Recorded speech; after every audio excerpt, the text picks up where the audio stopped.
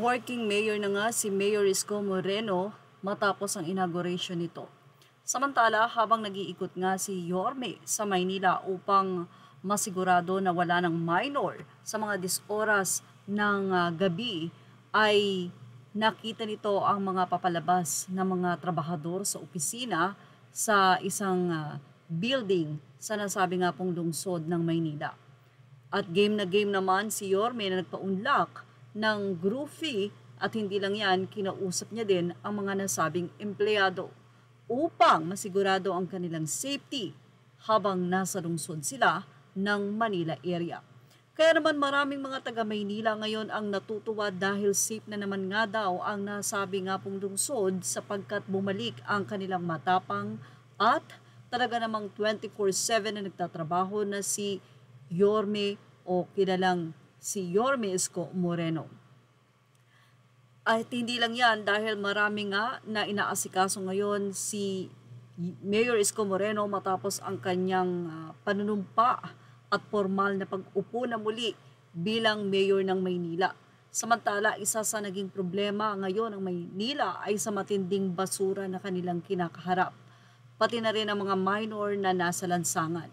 Kaya naman todo kausap si Yorme sa mga tao doon, especially sa mga nagtitinda sa bangketa, na ang kanilang basura ay kailangang antayin ang truck na darating at sisiguraduhin niya na may darating upang buhatin ang kanilang mga basura at maging maayos ang kanilang pagtitinda at maging healthy, kumbaga. Hindi lang din yan dahil inaasikaso nga rin ni Yorme ang peace and order sa nasabi nga pong lungsod. Narito ang ilan sa mga naging announcement ng mayor.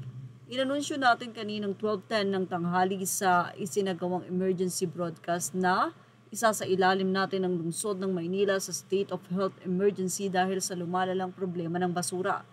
Kakailanganin natin ng kaukulang legal na authority mula sa sangguniang panglungsod para matugunan ang krisis na ito.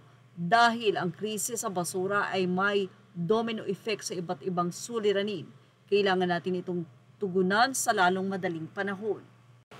In-announce din niya na isinapubliko natin ngayong araw sa isinagawang press conference ang liham ng dalawang kontraktor ng basura, ang Feleco at Metro Waste, na nagsasaad na sila ay aatras na sa kanilang kontratang pinasok sa lungsod ng Maynila dahil hindi sila nababayaran na nakaraang administrasyon. Samantala, nilinis din o pinalinis ni Mayor ang nasabi nga pong isa sa tila nakatenga lang at ginawang basurahan na evacuation center sa Maynila. Ayon kay Yorme, inumpisahan na ng mga kawani ng Maynila Department of Social Welfare ang paglilinis sa Delpan Evacuation Center para ang pasilidad na ito ay maging kaaya-aya at mabango. Dahil nga sa aksyon na ito ni Yorme, hindi napigilan ng mga netizen na magkomento. Sa kanyang Facebook post ni Yorme mismo, sinabi ng ilan sa mga nag-comment na di na sayang ang boto ko sa iyo sa pagka-presidente. Kasi sa ginawa mo ngayon, panalong-panalo kami kahit di kami taga Maynila. Go Yorme Isko Moreno Dumagoso, tunay na lingkod bayan. Say pa ng ilan, the best ka po talaga Yorme, ikaw talaga ang tagalinis ng kalat ng ibang tao. Hindi tulad ng iba dyan, makasarili at sarili lang ang mga iniisip, kurakot for short.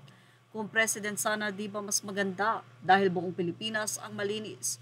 Kung may pagkakaisa lang talaga at gustong maayos na Pilipinas, highs. Narito pa ang ilang magagandang komento ng mga netizen.